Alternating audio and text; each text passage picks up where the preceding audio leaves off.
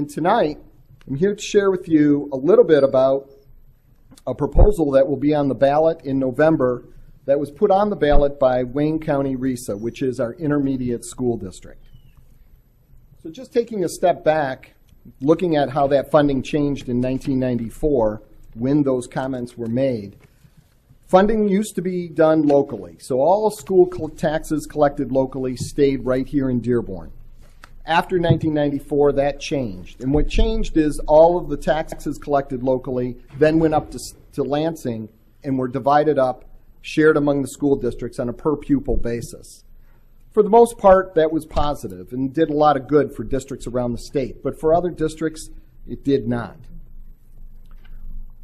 It took away one of the most important aspects of a local school district, and that is to go to its citizens and ask them for additional funds for the operations of schools.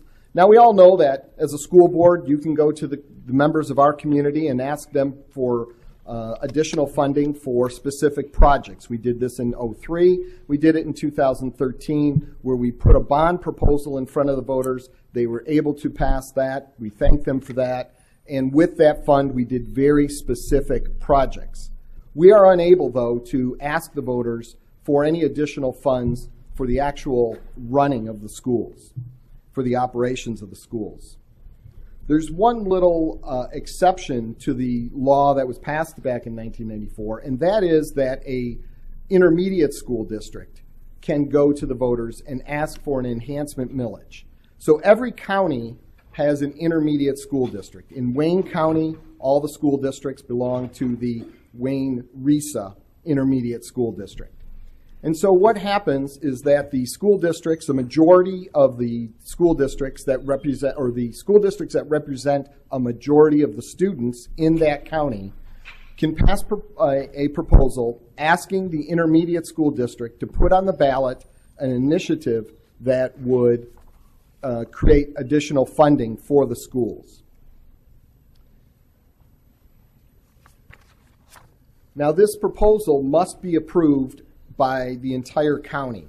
So if the majority of people in Dearborn were to pass this proposal, majority of people in Dearborn Heights and Allen Park were to pass it, but overall in the county the proposal was not passed, then it would not pass. It would not be passed. It must be passed by a majority of the voters in the entire county. If approved, this enhancement millage is then collected by each municipality, by each school district.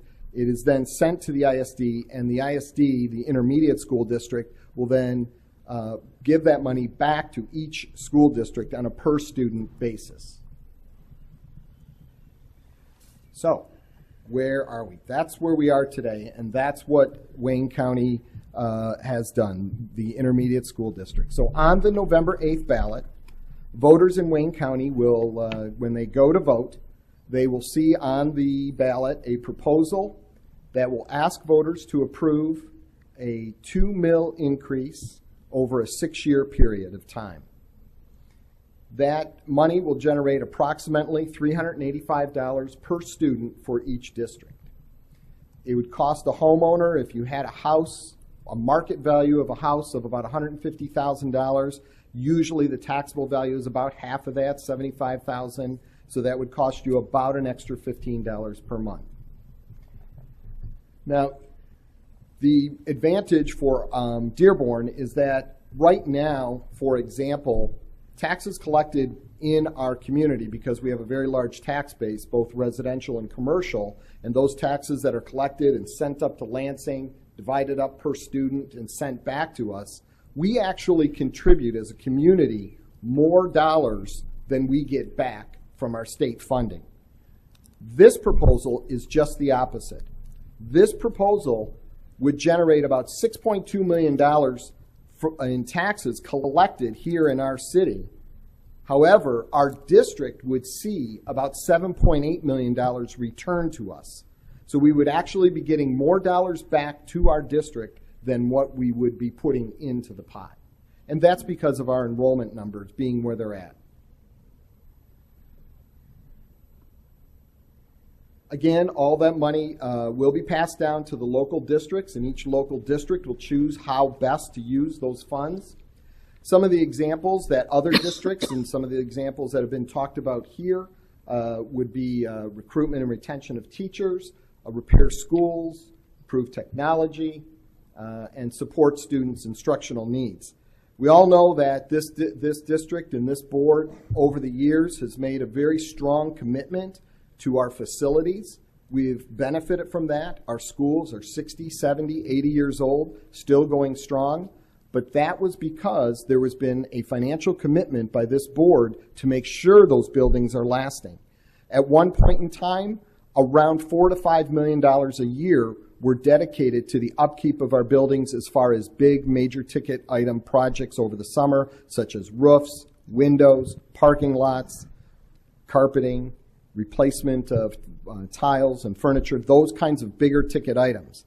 Over the years, because funding has decreased from the state and because we have lost some categorical funding as well, we have had to refocus our dollars and put those toward the classroom, put those toward instruction, and as a result, our budget for our maintenance and for our big ticket repairs has shrunk to probably less than $1 million a year. So that's just one example of where these funds could go. I'm not saying that's where they're going, I'm just saying that's an example of how these funds could be utilized. And just looking at some Wayne County stats, and there's one here that I think will really stand out. Percentage of students living in poverty in Wayne County, 43% versus 17% statewide. So you can see how those kinds of things will impact our school district and the needs of our students. Almost 70% of our students are receiving free and reduced lunch right now. So you can see that the challenges that we face are a little bit different than other districts. You can see the poverty rates in Wayne County have increased. But I think that bottom stat is the one that I think really stands out. In 2015, 30,000 students across the county were English language learners. This year, I checked with our ELL department. They said we will probably have around 10,000 students who are ELL students. That means a third of the students in the county who are ELL students, English language learners, are right here in Dearborn.